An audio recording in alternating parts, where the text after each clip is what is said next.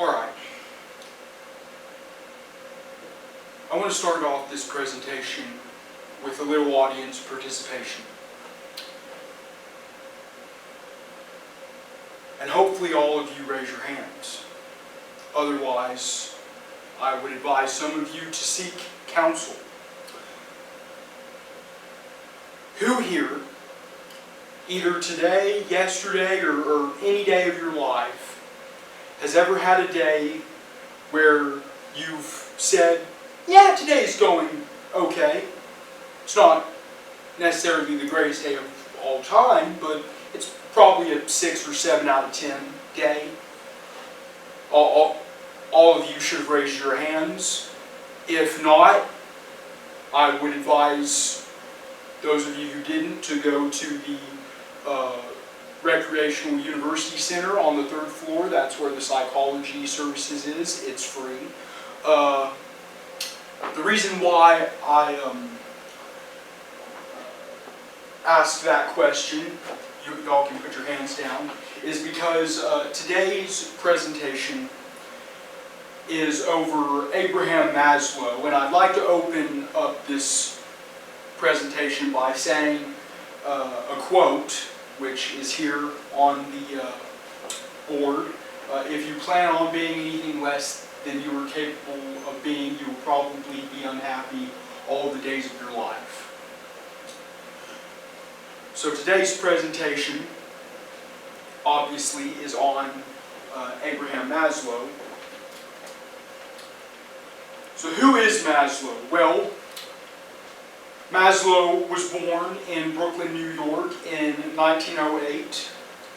He is the youngest of 7 siblings, so he had to work hard to get attention from his family. He did somewhat okay in high school. He was okay, but couldn't really apply himself to post-secondary education, so he had some failed stints in higher education. He ended up dropping out of the College of New York and Cornell, Ivy League school. So eventually he decided, screw it, New England, not for me. I'm going to go to the Midwest. So he went to Madison, Wisconsin, to the University of Wisconsin, where he majored in psychology, and he decided to become an experimental behaviorist. An experimental behaviorist, or just a psychological behaviorist, is someone who studies how different human beings react to different stimuli, i.e. how humans behave, and how we're all unique. Because in psychology, especially during this time, everyone was looking for a one-size-fits-all approach. Abraham Maslow and several other psychologists said, no, that's hogwash, and thus we have experimental behaviorism, where we get experimental behaviorists. So through Maslow's research, in 1943 he proposed the hierarchy of needs in his journal called A Theory of Human Motivation. And human motivation, this was his big, hurrah. This was his, this was what he based his research on behaviorism on, was motivation. Now, the pyramid has different tiers. Starting at the lowest level, we have physiological needs.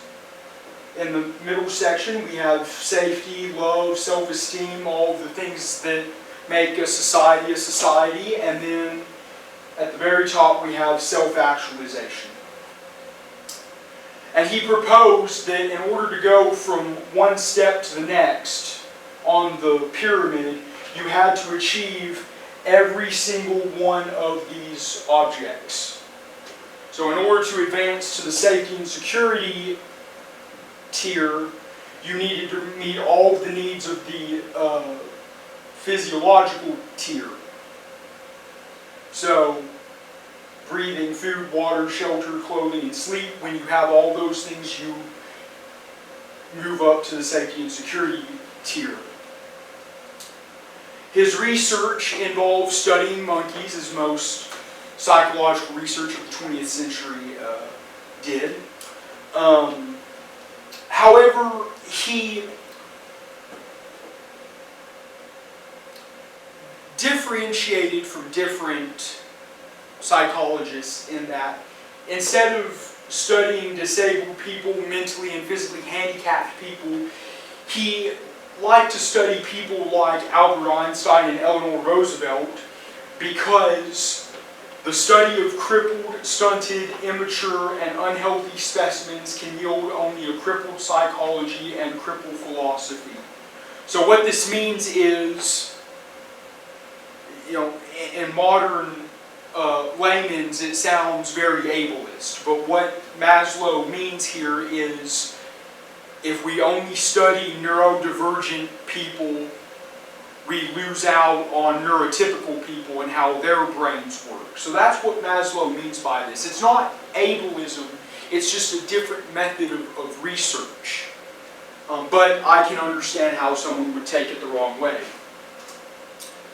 So, you might be asking yourself, well, gee, Jesse, that's really interesting. How in God's name are we going to use this in the classroom? Well,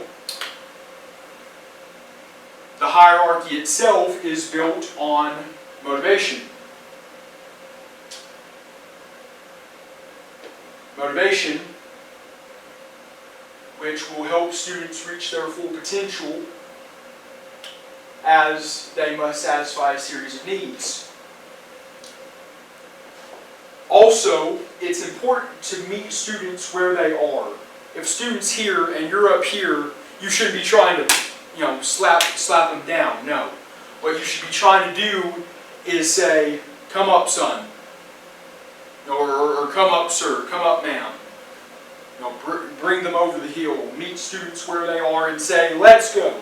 Come on. Climb the mountaintop." And as a result, students must and will feel a sense of belonging because of this. Now, the hierarchy of needs is, you can use this in science. Science is really good. I could not fit a science section on this slide. So I opted to stick to the humanities. With history, my forte, I thought, gee, this could be a really useful tool in analyzing ancient civilizations, analyzing people of the Mesolithic period, and where they fall on the hierarchy. They might fall on the fifth tier, where they're just trying to get their physiological needs met. And then in English, which is arguably the cousin subject of history, you can use the hierarchy of needs to compare and contrast characters in fiction. And where they sit on the hierarchy, they might sit, say, on the third tier or the second tier.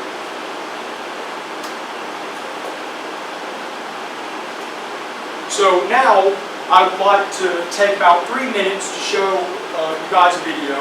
I'm going to be over here. This is a video detailing the hierarchy of needs in specifics. It's only about 3 minutes. So. Maslow's hierarchy of needs is a theory in psychology. It argues that there are 5 stages of human needs that motivate our behavior. Abraham Maslow proposed his theory in 1943 after studying what he called exemplary people, such as Albert Einstein or Eleanor Roosevelt. First, there are physiological needs, such as the need to breathe, eat, drink, or sleep.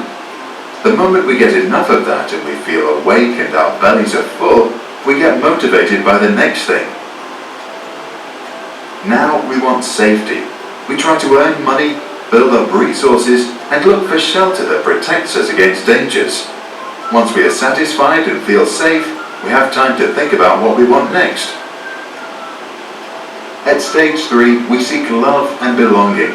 We desire to be close to family and friends, belong to a society, or join a gang. But the moment we feel completely part of a group, we already wish to be a little different than the rest. At stage 4, we look for esteem, self-confidence, and respect from our peers. We want to be someone. If we have money, we buy a fancy watch. If we have a brain, we write or think or work a lot. Motivation to perform and compete is now at its highest.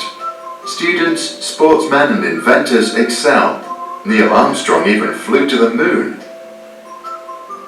Only if we breathe and drink and eat and sleep enough, and we feel safe and part of a group and still special, only then can we reach level 5, self-actualization.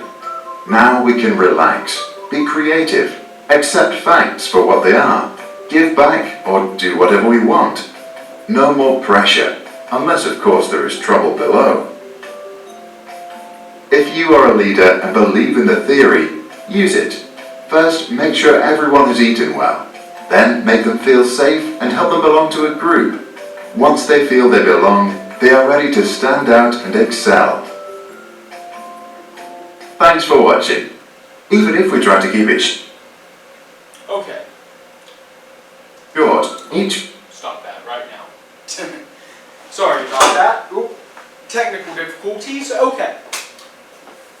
So, that was a video explaining basically the specifics of what each tier of the hierarchy is. So, in conclusion, Abraham Maslow was a psychological theorist who applied his research on behavior to the realm of education.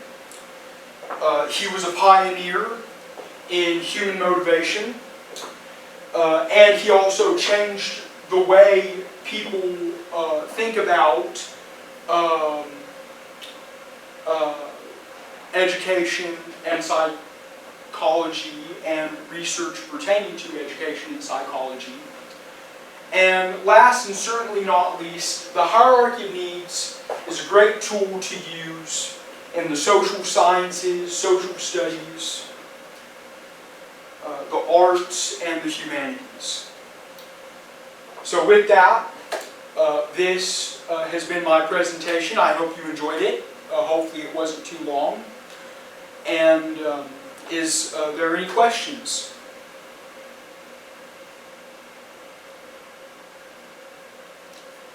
Thank you very much. Have a great rest of your day. Thank you.